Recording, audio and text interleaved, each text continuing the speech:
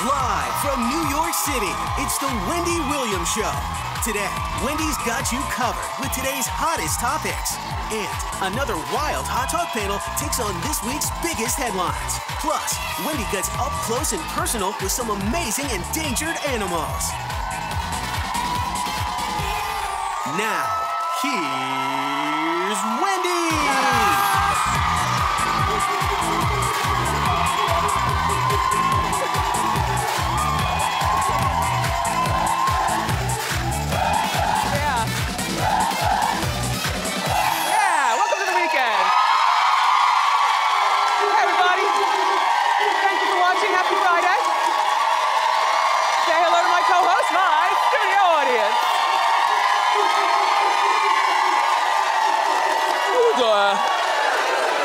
I'm doing great. Let's get started. It's time for Hot Topic.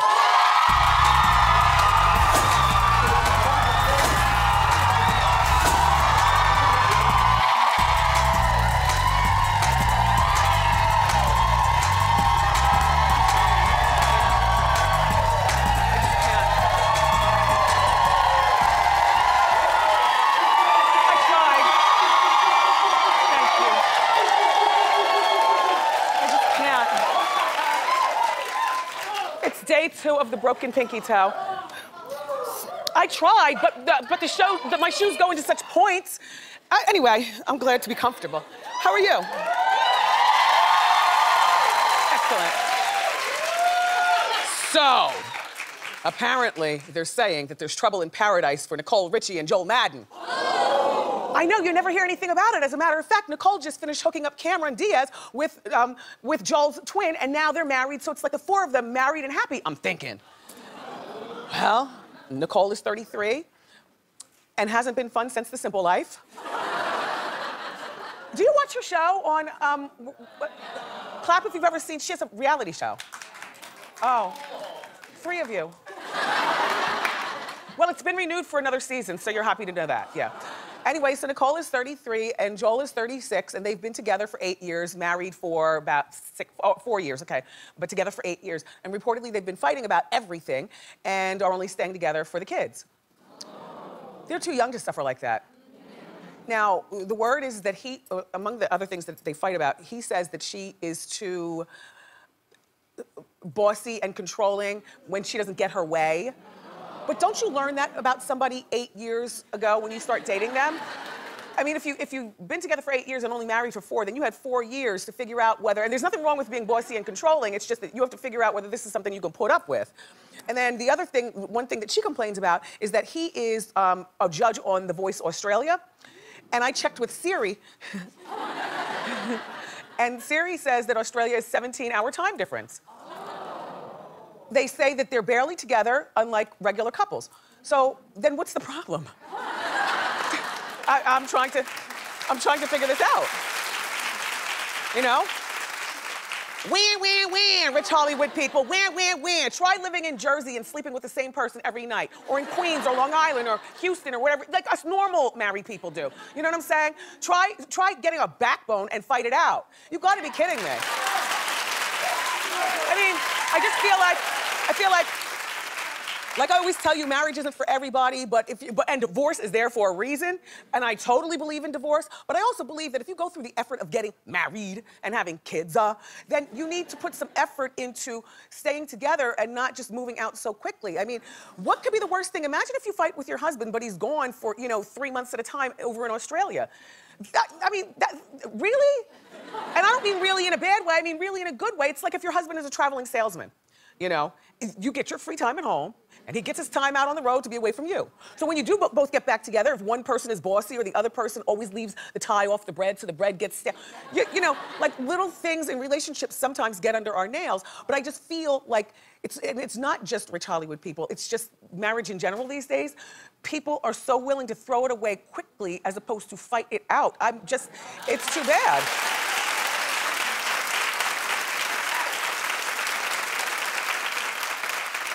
And then maybe they're still together because Cameron and the other, like if you hook a friend up with a friend, doesn't it kind of in your mind become a competition? Like, who's the happier couple? Or, oh my gosh, we can't get divorced because then we can't hang out with them. We don't want to be the couple with egg on our face. There's so many dynamics here, and we very rarely talk about Nicole Richie. But I'm keeping my eye on this story because this is very, very sad.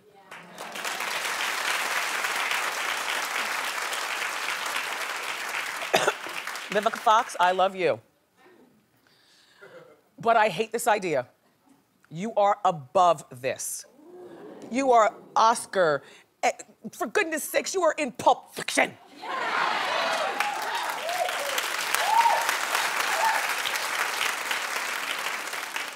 What are you doing joining the cast of Hollywood Divas? Exactly. Now, there's nothing wrong with Hollywood Divas and shows like that because what they do is or R&B Divas or any of those shows, but they are for a certain echelon of people, of which when I think about Vivica A. Fox, I'm not comparing her to, give me the girl, Golden Brooks from Girlfriends. Are you saying who? You didn't watch, wait, clap if you said who. Wow. The sisters in the audience who clapped, you need to be ashamed of yourselves. You never watched Girlfriends? My girlfriend, Joan, Mr. Sweetelson, hello? Golden Brooks was on Girlfriends, and you know what? Respectable career, but where has she been? She's not supposed to be in the same room on the same cast with Vivica A. Fox. That's all I'm saying. It'd be like if Mary J. Blige joined the cast of R&B Divas. No, and she's not gonna do it, but I'm saying that's like Misha Lay and those fun girls, you know, Shantae Moore, but not Mary J. Blige. And I know what you're saying. Well, Wendy, this is not the first time she's been on a reality show. Yeah, she was on Celebrity Apprentice, but that's the higher tier of reality TV. But what I'm trying to do is show more respect for her than to be a real diva of Hollywood or whatever that is. I think that that show is for particular people, like people who we don't know anymore, not for people who we do. Vivica, for God's sakes, you were just signed for Independence Day Part 2. Exactly! That's what I'm saying.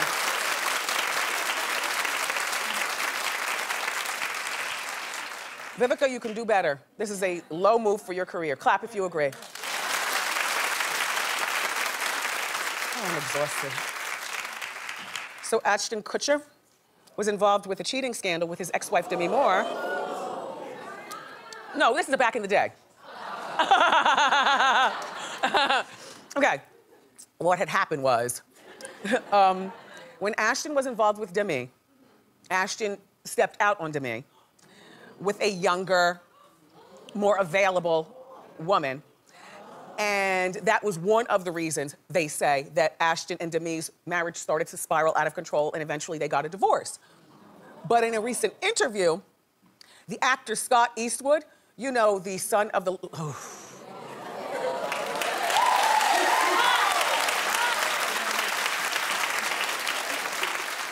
And he's only like 29 too.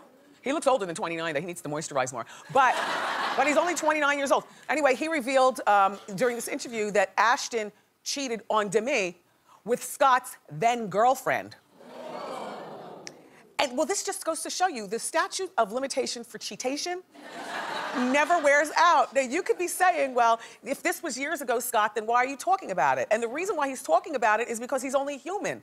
He was probably waiting for a moment to get on a talk show or be asked in an interview, what happened with you and your longtime girlfriend? And so then he said, well, she cheated with Ashton Kutcher at the same time he was married to Demi Moore. Now, yeah. Well, reportedly now Mila is his now wife, and they've got a new baby together, Mila Kunis. Mila Kunis is worried that Ashton's gonna do the same thing to her. Maybe. Then again, maybe not. Now, I'm gonna put it in perspective for you. Ashton was married to a woman old enough to be his mother. I'm exaggerating, but you know what I'm saying. If she had gotten pregnant when she was 13, certainly. No, Ashton was married to Demi, and yeah, she's hot. There are many women, over 45 who are hot. But,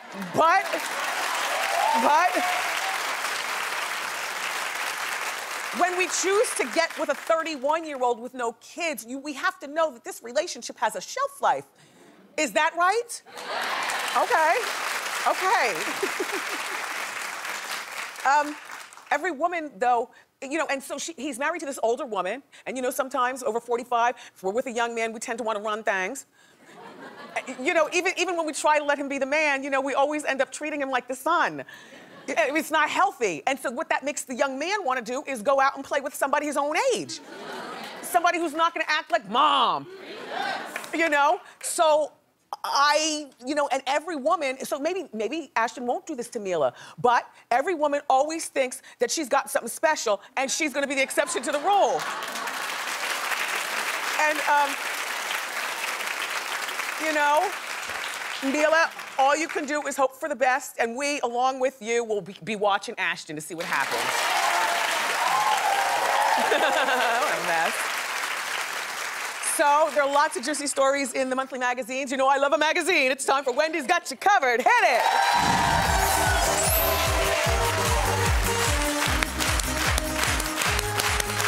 I thought we talked about this. We're not going to do any more of that suburban cornball clap. We're going to soul clap. Okay? Okay? It's Friday. So the actress Kristen Bell is on the cover of Good Housekeeping magazine. All of our moms, grandmas, and great-grandmas read Good Housekeeping, right? I'm so shocked that they're still in publication because a lot of magazines have gone online. Hi, how you doing, Good Housekeeping? How you doing? Inside, Kristen is revealing that she and her husband, Dax Shepard, have been in couples therapy since the beginning of their relationship. Not ooh, you mean All right, just hold on, and maybe you think the same thing. You do better in the gym with a trainer. You don't figure out how to cook without reading a recipe. Therapy is not something to be embarrassed about. Well, I don't think therapy is to be embarrassed about, although my people seem to have a problem with therapy. I've never had a problem with therapy. No, I'm not currently in, but if I had a problem that was over my head, I'd be in therapy. However, if I had a new boyfriend who ended up becoming my husband, we would not be in therapy from the time he's my boyfriend to the time, I'm sorry. Now, maybe they do that because they can afford it. You know, therapists charge, $150, $200 an hour. I don't know how often they go to therapy. All I'm saying is that going to therapy during bad times is one thing. But if you need a third party to guide you through the good times and through the small hiccups, then when do you learn how to fight adult-like on your own? You know? I can appreciate her being honest, but it got me to thinking, is it fine to go to therapy even during the good times? No. And therapists are there, believe me, therapists are human beings, they want your money. So they will stir the pot, they will stir the pot just to get you all conflicted about something in the office, just so that they can get you $300 an hour, or whatever it is. Anyway, Kristen, thanks for sharing. Let's move on. So, Charlize Theron is on the cover of Esquire magazine.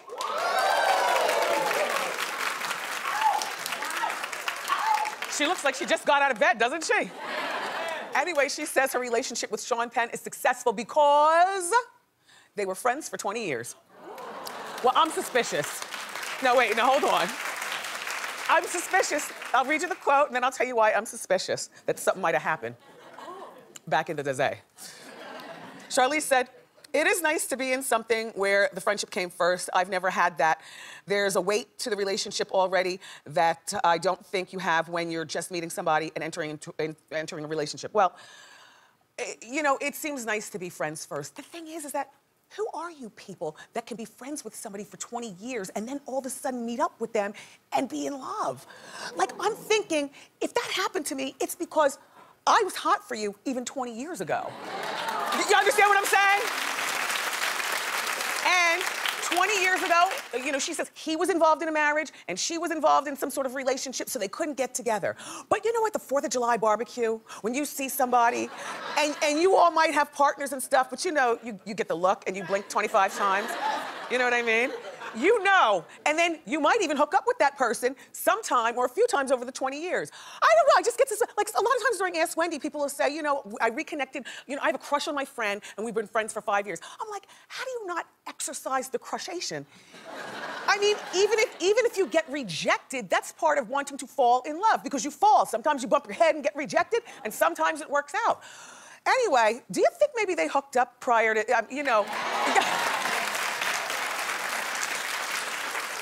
Anyway, and I also believe that she's the boss of the relationship. I think he's buried all that ultra testosterone thing, and he sits back like an old man and lets her take the wheel. Anyway, that's Wendy's Got You Covered. Thank you. The game, as in the rapper, is returning to reality TV. Isn't he cute? His smile is dreamy, his eyes. I don't like all the tattoos, but I could look past that. He's like tall in a day where all men are short. They're all short. The famous men, the regular men, they're all short. He's like 6'3" and filled out. He's not like a string bean. Yeah, he's like got shoulder, his body. Anyway, he's doing a new dating show where he's traveling the country with 10 women fighting to be his girlfriend. In other words, Flavor of Love 2.0. Here's the twist. The girls will be handpicked by his celebrity friends. You think he and Khloe ever got it in just once? Okay, just saying. I always saw pictures of them. You know, in California, you all have all those hiking trails and stuff like that. I wish we had hiking trails in Jersey, but on account of the deer tick and the Lyme disease, I'm glad we don't. But he and Khloe did a lot of hanging out together, and I'm just thinking, you know, you're not that friendly with such a good-looking guy while you're fighting with your soon-to-be ex-husband, Lamar, without maybe a little something happening. Just maybe one time or more.